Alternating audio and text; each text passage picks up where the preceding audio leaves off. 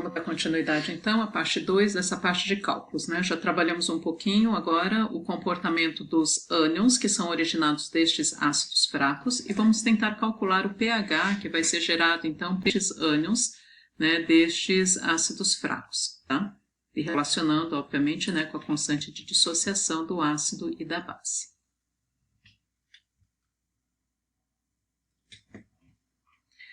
Tá. Quando a gente trabalha com a dissociação ou o comportamento de ânions que são originados de ácidos fracos, ele tem um outro processo agora, que é a relação dos ácidos e bases que são conjugadas. Como ele permanece, tanto a tua forma dissociada quanto a tua forma associada permanece na água, né? Então, colocando aqui a relação do bicarbonato, quando o ácido carbônico, né, o bicarbonato aqui, ele atua como um ácido fraco, tanto o bicarbonato quanto o carbonato, eles permanecem na água. E a este par, então, ácido e base, nós chamamos de ácido e base conjugado. Quando a concentração desta base passa a ser elevada, eu tenho uma alta concentração, então não é só a dissociação do ácido, né, em que a maior fração estaria na forma associada, mas quando eu tenho o acréscimo de algum sal, acréscimo de algum íon que está sendo adicionado no teu meio, então, no meio, quando a base e o ácido apresentam elevadas concentrações, esse processo de ácido e base conjugados, ele gera, então, uma solução tampão. Nesta situação, como é que nós calculamos o pH destes ambientes? Então, observando aqui que o bicarbonato ele vai estar atuando como um ácido, porque ele é o gerador de H+, desta reação, e o carbonato que é gerado, ele atua como uma base porque ele absorve essa quantidade de H+, né? Então, a este par, ácido e base, nós chamamos de ácido e base conjugado. Este bicarbonato, ele vai atuar como um ácido conjugado da base carbonato, e este carbonato vai se comportar como se fosse uma base conjugada do ácido bicarbonato, tá? Como elas são calculadas? Então, ela vai ser determinada pela constante de dissociação desta reação, já que a gente está trabalhando com uma reação de dissociação de um ácido fraco, né? Então, vai ser realmente a constante de dissociação, que relaciona a concentração molar das suas formas dissociadas, dividido pela concentração molar da tua forma associada. Como eu quero calcular o pH desta solução, eu vou isolar, então, o termo H+, desta equação. Então, isolando o H+, bicarbonato vem para cá multiplicando, vai ficar constante multiplicado pelo bicarbonato, dividido pelo carbonato que estava aqui no numerador, tá? Bom, vou aplicar, eu quero calcular o pH, né? Então, vou aplicar o menos o log nas duas frações desta equação que a gente vai estar trabalhando, tá? E aí, menos o log da concentração de H+, vai ser igual a menos o log desta fração desse termo todo, que vai ser constante de dissociação do ácido multiplicado pela concentração molar do carbonato, dividido pela concentração molar dos carbonatos. Neste momento, a gente precisa aplicar agora a propriedade da função log, né? Quando eu tenho o log de um produto, de uma solução, eu posso aplicar menos o log da constante de dissociação, menos o log do bicarbonato, menos o log de 1 sobre carbonato, tá? Então, o que a gente vai fazer? Eu posso trabalhar, então, vou tentar isolar esse termo, constante de dissociação, de dentro do log e vou extrair. Então, menos o log da concentração de H+, né? Eu apliquei menos o log porque já sai diretamente pH, então, menos o log da concentração de H+, vai ser igual a pH. Aplicando aquela propriedade da função log, que a gente vai encontrar aqui, eu tenho que menos o log da constante de dissociação de A vai ser multiplicado por menos o log da fração, então, bicarbonato e carbonato, tá? O que eu tiro, então, desta equação, né? Simplificando um pouquinho mais, eu tenho que o pH menos o log de K. Na química, toda vez que eu tenho menos log de alguma coisa, eu posso chamar de P alguma coisa, né? Então, neste caso, menos o log da constante de dissociação do ácido vai ser pKa, tá? Assim como o pH é menos o log da concentração molar de H+. Então, pKa vai ser igual a menos o log dessas duas frações. Bom, vamos deixar guardado um pouquinho esta equação, né, que a gente sabe então que vai estar trabalhando com essas propriedades. Eu quero tentar calcular o pH e vai estar relacionando este pH com a constante de dissociação desta reação. Se eu considerar que neste equilíbrio, né, da ácido e base conjugadas, a concentração de bicarbonato e a concentração de carbonato, eles são equivalentes, então eu vou dizer que a concentração das duas substâncias, reagente e produto, são iguais. E quando que isso pode acontecer? Na água do mar isso pode vir a acontecer, porque eu tenho uma quantidade muito grande de bicarbonato, né, que veio então daqueles processos, né, de fotossíntese, de respiração, por exemplo, que libera uma certa quantidade de CO2, e eu tenho uma quantidade grande de carbonato que é acrescentado ao teu meio, resultado, por exemplo, do processo de solubilização de rochas carbonáticas, né, de um sal à base de carbonato, como carbonato de cálcio. Então, quando acontece esta situação em que as duas concentrações são equivalentes, e é isso que vai me gerar o sistema tampão, que é muito comum acontecer em ambientes marinhos, né? Só lembrando que é diferente esta reação, quando a gente fala ácido e base conjugado, que vai gerar uma solução tampão, é diferente da gente estar trabalhando com dissociação do ácido.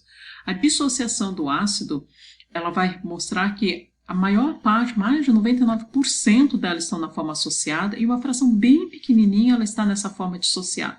Neste caso aqui, eu estou dizendo que a concentração, que este meio foi acrescentado de bases, né? Entrou base para esta solução, seja de solubilização de um sal, né? No ambiente pode ser solubilização de rochas carbonáticas, por exemplo, precipitação de recifes de corais, a própria carapaça dos organismos, né? Enfim, mas teve entrada de carbonato. Então, quando a concentração do carbonato passa a ser igual à concentração do bicarbonato, como que isso reflete, então, nesta equação? Nesta equação, o que a gente vai observar? Quando as duas concentrações são equivalentes, concentração igual, aqui vai ser log de 1 vai ser igual a 0 e, portanto, pH vai ser exatamente igual a pKa. Esse termo todo aqui, ele passa a ser zerado, né? Pode acontecer isso no ambiente? Pode. Isso vai acontecer e é frequente que isso aconteça. Quais outras situações podem acontecer? Sempre vai ter uma concentração de equilíbrio? Não. Mas o sistema tampão, ele define, na verdade, ele tenta mostrar que o pH destes ambientes ele pode ser facilmente calculado pelo negativo, então, do log da sua constante. Ou seja, o pH, quando o ambiente é controlado por um sistema conjugado de carbonato e bicarbonato, o pH vai ser simplesmente o pKa, ou seja, menos o log dessa constante, né? Enquanto essas concentrações são equivalentes. E quando as concentrações não são tão equivalentes, né? Por exemplo, se a concentração do bicarbonato tiver 10 vezes a concentração do carbonato, se ela for 10 vezes superior, o que vai acontecer? Eu vou jogar esse carbonato para cá, para o denominador, então a razão bicarbonato-carbonato vai ser igual a 10. E substituindo, né, bicarbonato-carbonato igual a 10, substituindo aqui na função log, vai ser log, bicarbonato-carbonato, eu estou considerando que vai ser tem 10 vezes mais do que a concentração do outro, log de 10 é igual a 1, né? Então vai ficar pH, vai ficar igual a pK mais 1. Então vejam que mesmo que aumente em 10 vezes a concentração de uma dessas substâncias, a variação no pH vai ser de apenas uma unidade baseado na constante de dissociação deste ácido, né? E se eu fizer o inverso, né? Se a concentração de bicarbonato for 10 vezes menor do que o carbonato, ou seja, eu preciso de 10 bicarbonato para ser equivalente a 1 carbonato. A mesma coisa, se eu fizer bicarbonato dividindo pelo carbonato, vai ficar 1 sobre 10, vai ficar 0,1.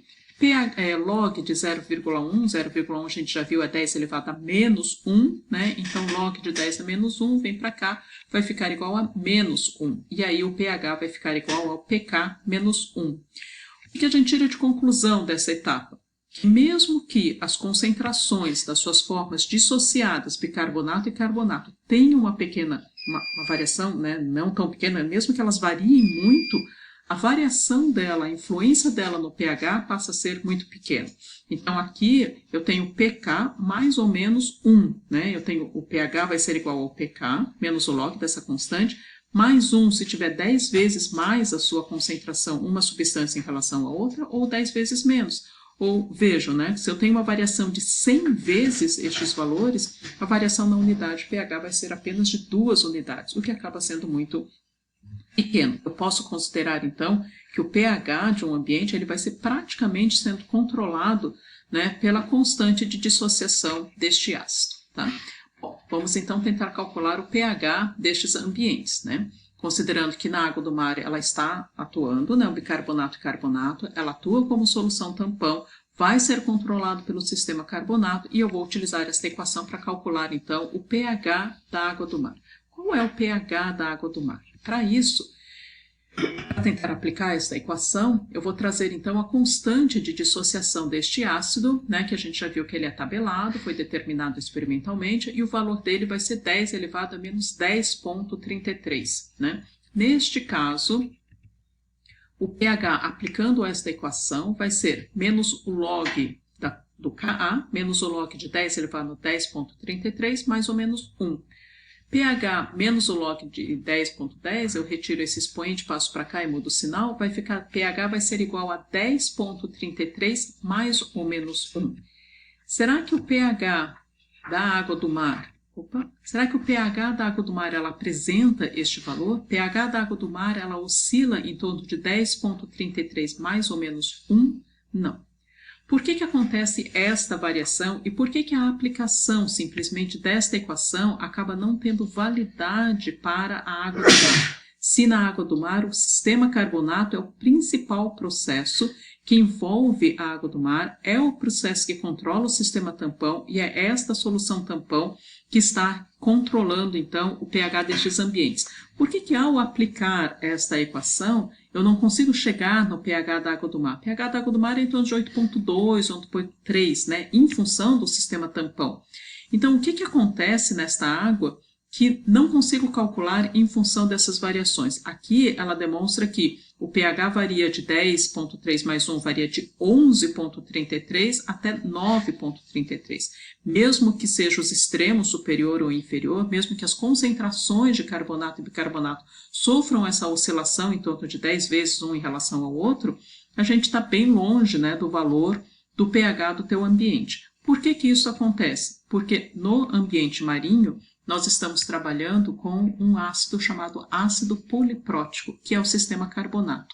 O que significa ácido poliprótico? Ácido poliprótico, poli, muitos, prótons, prótico de prótons. Então, a gente está trabalhando com sistema carbonato, o ácido carbônico, ele tem mais de um H+, que é ionizável, né? E aí, nesse caso, o cálculo envolve outros processos, né? A gente vai tentar trabalhar, então, com as outras reações, tentando ajustar o valor de pH da água do mar, tá? E a gente vai trabalhar isso na próxima etapa.